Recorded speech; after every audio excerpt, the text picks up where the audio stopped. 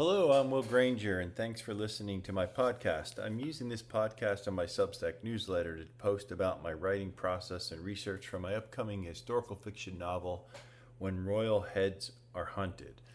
The book will be coming out on October 1st, 2025.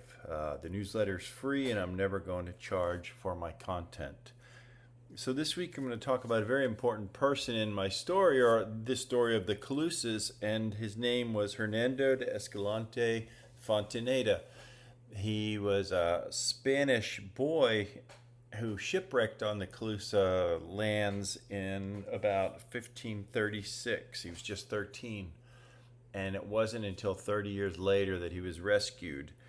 What happened was that the conquistador, the Spanish admiral, Pedro Menendez de Aviles, landed in the Calusa territories about 1566 and met with King Carlos of the Calusas, and that goes into what happens with the story and the fort and all the conflict with the Calusas and the Spaniards. But none of that would have happened if it hadn't been for Fontaneda, because Fontaneda was translated. He was the only one.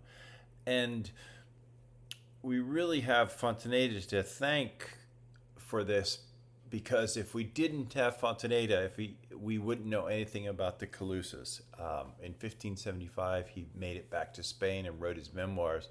And really, that's the only firsthand knowledge we have of the Calusas and what it was like to live there and what they actually looked like. So his memoirs were very important, and he also features in my novel.